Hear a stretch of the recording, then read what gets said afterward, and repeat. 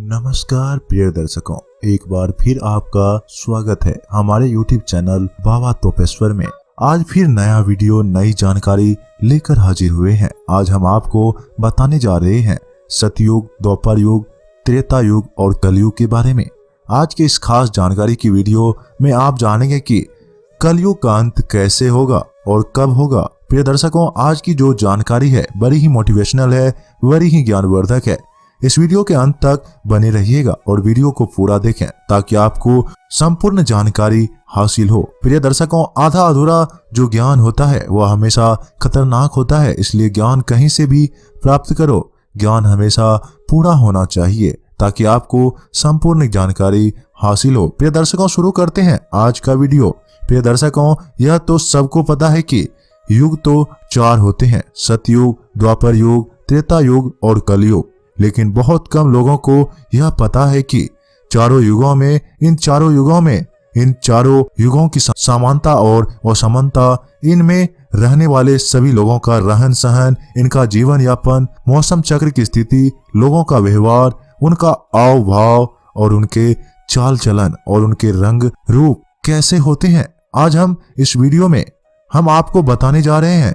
प्रिय दर्शकों, जैसा कि आप सभी लोग जानते हैं कि वर्तमान में कलिका यानी कि कलयुग चल रहा है।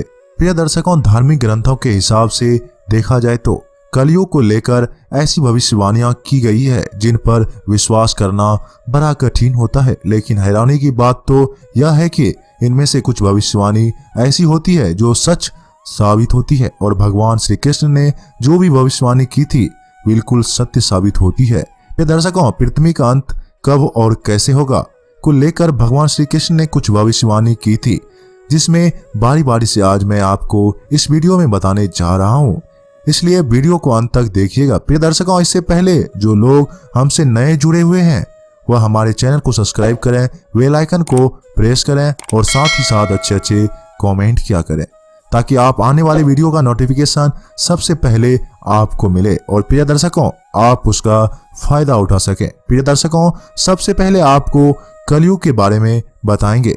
जब सतयुग था तब धर्म के 4 पग थे, यानी कि धर्म 100% था और पाप का ना के बराबर था। इस युग में कोई भी पापी नहीं था और इस युग में आश्चर्यजनक बात यह है कि मनुष्य की लंबाई 32 फीट यानी कि 21 हाथ हुआ करती थी। और प्रिय दर्शकों, इस युग में सत्यवादी राजा हरिश्चंद्र भी हुए थे, जिन्होंने धर्म की रक्षा के लिए खुद के परिवार का और अंत में खुद का बलिदान दे दिया था। और प्रिय दर्शकों, बात करते हैं त्रेता युग की, और जबकि त्रेता युग में मनुष्य की लंबाई 21 फीट यानी 14 हाथ बताई गई है। इस युग में पाप की मात्रा 25% थी और पुण्य की मात्रा 75%। और प्रिय दर्शकों, इस युग में श्री हरि विष्णु भगवान ने वामन भगवान का और श्री राम जी ने भगवान का अवतार लिया था।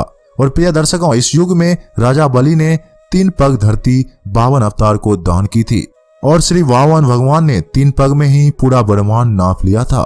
और दर्शकों, इसी युग में राक्षस राज रावण ने माता सीता का हरण करने के बाद उनको छू तक नहीं पाया था। प्रिय दर्शकों, अब द्वापर युग की बात करते हैं।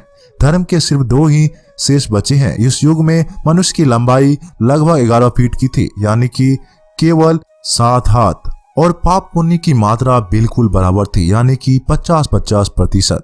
प्रिय दर्शकों, इस युग में मनुष्य पापी थे और आधे मनुष्य पुण्य आत्मा थी। और दर्शकों, इस युग में महाभारत का धर्म युद्ध हुआ था, जिसमें भगवान श्री कृष्ण ने धर्म की रक्षा के लिए पांडु का साथ दिया था। प्रिय दर्शकों, अब आता है कलयुग। अब बात करते हैं कलयुग के बारे में। दर्शकों, कलयुग में धर्म का सिर्फ 1 ही पग रह गया है। और दर्शकों, कलयुग में मनुष्य की औसत लंबाई लगभग 5.5 यानी कि 3.5 हाथ की लंबाई बताई गई है। इस युग में धर्म का केवल 1/4 पग रह गया है और पाप की मात्रा 75% हो गई है। इस युग में सबसे ज्यादा पाप होता है और धर्म धीरे धीरे लुप्त होता जा रहा है। पाप की मात्रा 75% है, जबकि पुण्य की मात्रा केवल 25% है। कलयुग के बारे में श्री कृष्ण कहते हैं, कलयुग एक ऐसा युग होगा जिसमें स्त्रियों को केवल अपने केशों पर ही रूपांतरित होना गर्व होगा। और प्रिय दर्शकों, कलयुग में महिला गरीब पति की त्याग कर देगी और अमीर पति के पास चले जाएगी। कलयुग में केवल धनवान पुरुष स्त्रियों का स्वामी होगा। इस युग में पुरुषों का रूप, रंग या चरित्र कोई महत्व नहीं होगा और श्री कृष्ण कहते हैं कि जब मनुष्य की आयु घटकर 20 वर्ष हो जाएगी उस वक्त 12 वर्ष की महिला माँ बनेगी, यानी कि 12 वर्ष की छोटी कन्या माँ बनना शुरू हो जाएगी। ऐसी स्थिति में मनुष्य की आयु घटकर सिर्फ 20 साल की हो जाएगी। कलयुग में ऐसे मनुष्य राज करेंगे जो कभी भी धर्म विचार नहीं करते।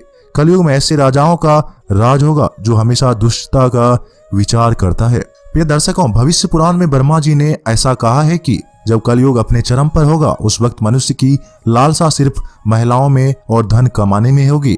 एक समय ऐसा आएगा कि भाई भाई का दुश्मन होगा, बाप बेटे का दुश्मन होगा, भाई बहन को नहीं बख्शेगा। काम वासना में हर मनुष्य इतनी तेजी से बढ़ेंगे कि काम वासना में मनुष्य इतना अंधा हो जाएगा जो भाई बहन को नहीं देखेगा, बहन भाई को नहीं देखेगी। ऐसी स्थिति कलयुग में हो जाएगी तो उस वक्त कलयुग सिर्फ अपने चरम पर होगा। और ब्रह्मा जी भविष्य पुराण में कहते हैं कि जब कलयुग की ऐसी स्थिति होगी उसमें अकाल पड़ जाएगा, लोग दाने दाने के लिए मोहताज हो जाएंगे और हमेशा आसमान की तरफ देखते रहेंगे कि कब बारिश होगी और कब हमको दाना मिलेगा। लेकिन दर्शकों, ऐसी स्थिति में बारिश नहीं होगी, लोगों के बदन पर कपड़े तक नहीं होंगे, नंगे भूखे इधर उधर भटकते रहेंगे। मनुष्य जीव जंतु को मारकर खाने लगेंगे और अपना पेट भरने लगेंगे। जब जीव जंतु समाप्त हो जाएगा तब मनुष्य को काट कर खाने लगेगा। धरती में बिल्कुल सूखा पड़ जाएगा, लोग प्यास के मारे तिलमिला कर मर जाएंगे। पुराणों में स्पष्ट लिखा है कि पूरी जमीन बंजर हो जाएगी, इस जमीन पर कहीं पर भी कोई पुष्प पौधा उत्पन्न नहीं होगा। सूर्य अपनी तेज गर्मी करेगा कि जमीन में आग जलने लगेगी, तभी वृक्ष जल जाएंगे, यहाँ तक कि आपको एक भी पेड़ पौधा नजर नहीं आएगा। जिधर देखोगे उधर को सिर्फ मिट्टी ही जलती हुई नजर आएगी। ऐसी स्थिति में इस सृष्टि का विनाश हो जाएगा। इस धरती पर, इस धरा पर किसी भी जीव जंतु का नाम और निशान नहीं होगा। प्रिय दर्शकों, भविष्य पुराण में स्पष्ट लिखा है और यहाँ तक कहा गया है कि जब कलयुग अपने चरम पर होगा इस सारे लक्षण आपको देखने को मिलेंगे। दर्शकों, जब आपको ऐसा लक्षण देखने को मिले तो आप समझ सकते हैं कि कलयुग अपने चरम पर है और आने वाले कुछ ही वर्षों में, कुछ ही दिनों में इस सृष्टि का विनाश होने वाला है। जब भाई बहन को नहीं बख्शेगा, बहन भाई को नहीं बख्शेगी, पिता पुत्र को नहीं बख्शेगा, माँ बेटे को नहीं बख्शेगा, बेटा माँ को नहीं बख्शेगा। प्रिय दर्शकों, जब ऐसी स्थिति इस कलयुग में होना प्रारंभ हो जाएगी तो आप समझ जाइएगा कि धरती का इस धरा पर अंत बिल्कुल नजदीक है। धीरे धीरे अकाल पड़ना शुरू हो जाएगा।